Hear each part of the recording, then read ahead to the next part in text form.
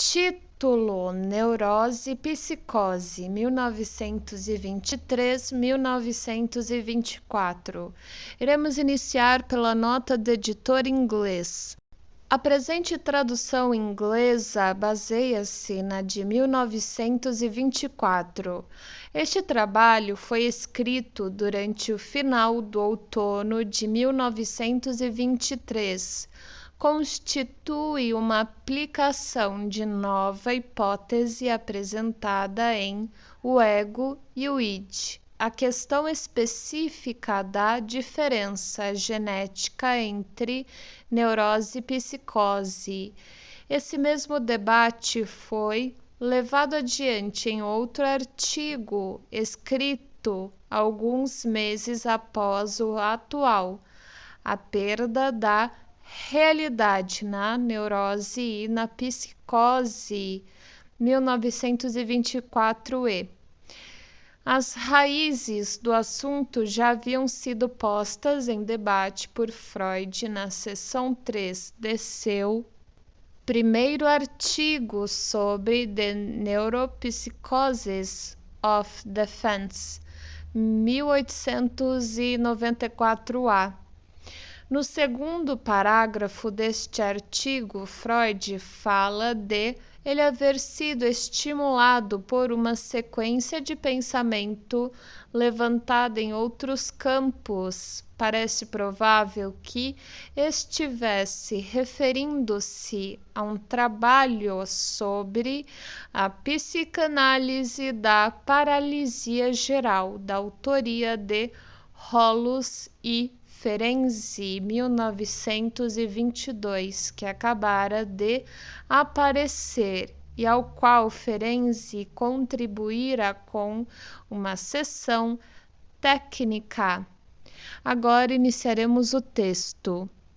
Em meu trabalho recentemente publicado, O Ego e o Id, 1923p, propus uma diferenciação do aparelho psíquico com base na qual determinado número de relacionamentos pode ser representado de maneira simples e perspícua, com referência a outros pontos no que concerne a origem e papel do superego, por exemplo.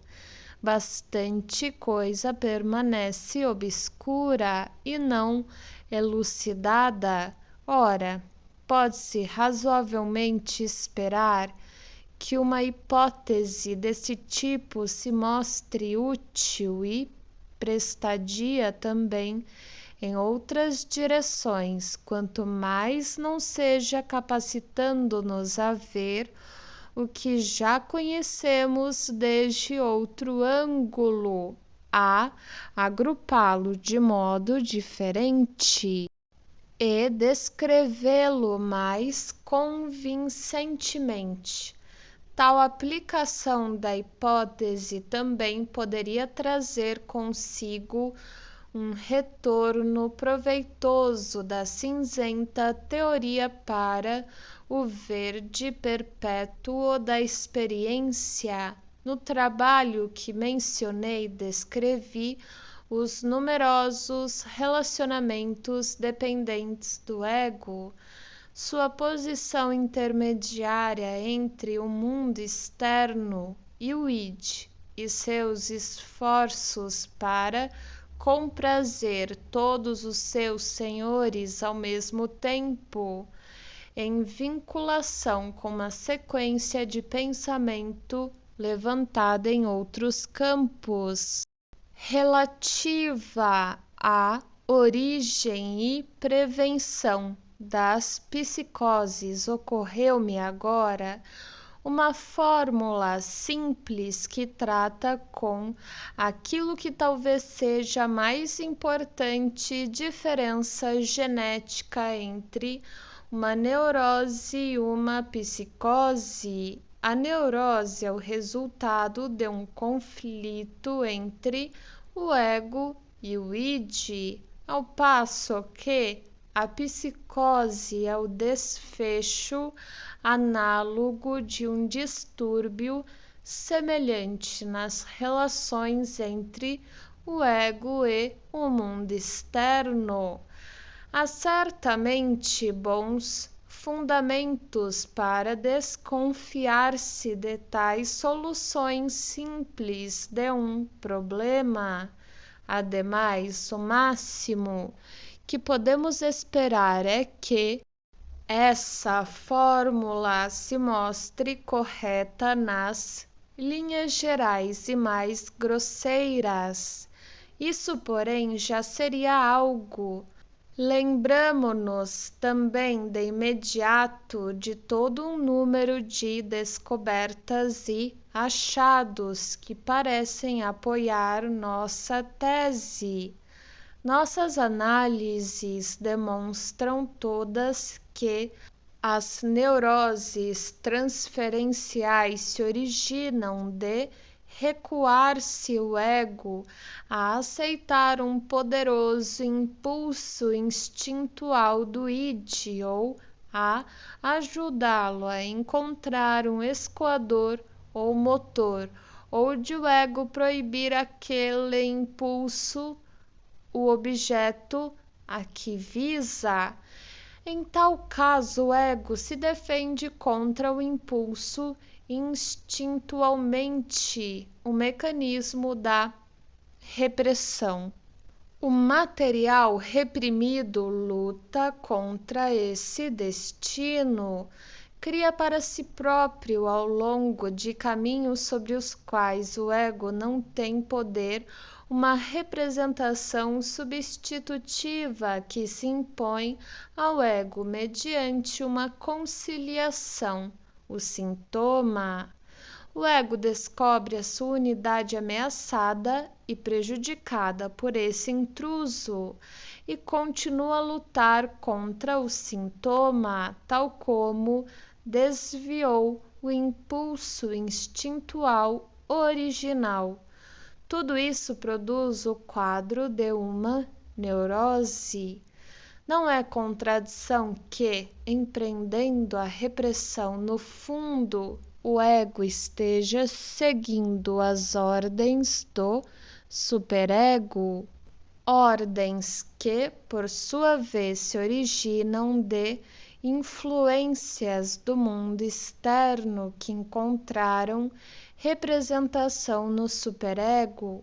Mantém-se o fato de que o ego tomou o partido dessas forças, de que nele as exigências delas têm mais força que as exigências instituídas do id, e que o ego é a força que põe a repressão em movimento contra a parte do id interessada e fortifica a repressão por meio da anticatexia da resistência. O ego entrou em conflito com o id a serviço do superego e da realidade, e esse é o estado de coisas em toda neurose de transferência. Por outro lado, é igualmente fácil, a partir do conhecimento que até agora obtivemos do mecanismo das psicoses, aduzir exemplos que apontam para um distúrbio no relacionamento entre o ego e o mundo externo. Na amência de Meinert, uma confusão alucinatória aguda que constitui, talvez, a forma mais extrema e notável de psicose. O mundo exterior não é percebido de modo algum, ou a percepção dele não possui qualquer efeito. Normalmente, o mundo externo governa o ego por duas maneiras. Em primeiro lugar, através de percepções atuais e presentes, sempre renováveis, e em segundo, mediante o armazenamento de lembranças de percepções anteriores, as quais, sob a forma de um mundo interno, são uma possessão do ego e parte constituinte dele. Na amência, não apenas é recusada a aceitação de novas percepções, também um mundo interno que, como cópia do mundo externo, até agora o representou, perde sua significação, sua catexia. O ego cria autocraticamente um novo mundo externo e interno, e não pode haver dúvida quanto a dois fatos: que esse novo mundo é construído de acordo com os impulsos desejosos do id, e que o motivo dessa dissociação do mundo externo é alguma frustração muito séria de um desejo por parte da realidade, frustração que parece intolerável. A estreita afinidade dessa psicose com os sonhos normais é inequívoca. Uma pré-condição do sonhar, além do mais, é o estado de sono, e uma das características do sono é o completo afastamento da percepção e do mundo externo. Sabemos que outras formas de psicose, as esquizofrenias, inclinam-se a acabar em uma hebetude afetiva, isto é, em uma perda de toda participação no mundo externo, com referência à gênese dos delírios. Inúmeras análises nos ensinaram que o delírio se encontra aplicado como um remendo no lugar em que originalmente uma fenda apareceu na relação do ego com o mundo externo. Se essa pré-condição de um conflito com o mundo externo não nos é muito mais observável do que atualmente acontece, isso se deve ao fato de que, no quadro clínico da psicose, as manifestações do processo patogênico são a miúde recobertas por manifestações de uma tentativa de cura ou uma reconstrução. A etiologia comum ao início de uma psiconeurose, de uma psicose, sempre permanece a mesma. Ela consiste em uma frustração, em uma não realização de um daqueles desejos de infância que nunca são vencidos e que estão tão profundamente enraizados em nossa organização filogeneticamente determinada. Essa frustração é, em última análise, sempre uma frustração externa, mas no caso individual, ela pode proceder do agente interno no superego que assumiu a representação das exigências da realidade. O efeito patogênico depende de o ego, numa tensão conflitual desse tipo, permanecer fiel à sua dependência do mundo externo e tentar silenciar o id, ou ele se deixa derrotar pelo id e, portanto, ser arrancado da realidade. Uma complicação é introduzida nessa situação, aparentemente simples, contudo, pela existência do superego, o qual, através de um vínculo ainda não claro para nós, une em si influências originárias tanto do id quanto do mundo externo e constitui até certo ponto um modelo ideal daquilo a que visa o esforço total do ego, uma reconciliação entre os seus diversos relacionamentos dependentes. A atitude do superego deveria ser tomada em consideração, o que até aqui não foi feito em toda forma de enfermidade psíquica. Podemos provisoriamente presumir que tem de haver também doenças que se baseiam em um conflito entre o ego e o superego. A análise nos dá o direito de supor que a melancolia é um exemplo típico desse grupo e reservaríamos o nome de psiconeuroses narcísicas para distúrbios desse tipo. Tampouco colidirá com nossas impressões se encontrarmos razões para separar estados como a melancolia das outras psicoses. Percebemos agora que pudemos tornar nossa fórmula geneticamente simples mais completa sem abandoná-la. As neuroses de transferência correspondem a um conflito entre o ego e o id. As neuroses narcísicas a um conflito entre o ego e o superego, e as psicoses a um conflito entre o ego e o mundo externo.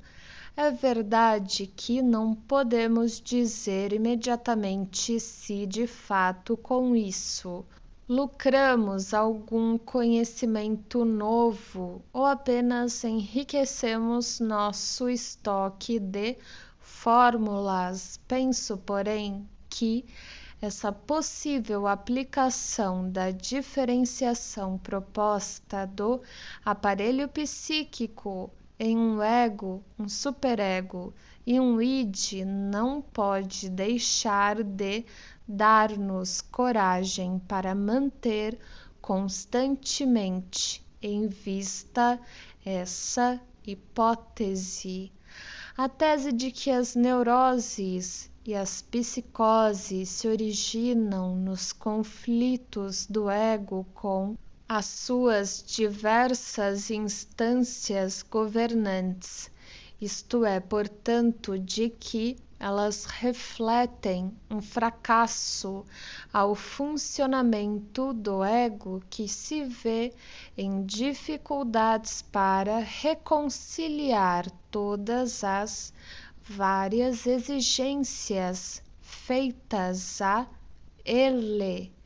Essa tese precisa ser suplementada em mais um ponto. Seria desejável saber em que circunstâncias e por que meios o ego pode ter êxito em emergir de tais conflitos que certamente estão sempre presentes sem cair enfermo. Trata-se de um novo campo de pesquisa, onde, sem dúvida, os mais variados fatores surgirão para exame. Dois deles, porém, podem ser acentuados em seguida. Em primeiro lugar, o desfecho de todas as situações desse tipo indubitavelmente dependerá de considerações econômicas, das magnitudes relativas das tendências que estão lutando entre si. Em segundo lugar, será possível ao ego evitar uma ruptura em qualquer direção, deformando-se submetendo-se a usurpações em sua própria unidade e até mesmo, talvez, efetuando uma clivagem ou divisão de si próprio. Desse modo, as incoerências, excentricidades e loucuras dos homens apareceriam sob uma luz semelhante às suas perversões sexuais, através de cuja aceitação poupam a si próprios repressões. Em conclusão, resta a considerar a questão de saber qual pode ser o mecanismo análogo à repressão por cujo intermédio o ego se desliga do mundo externo. Isso, penso eu, não pode ser respondido com novas investigações, porém, segundo pareceria, tal mecanismo deve, tal como a repressão, abranger uma retirada da catexia enviada pelo ego.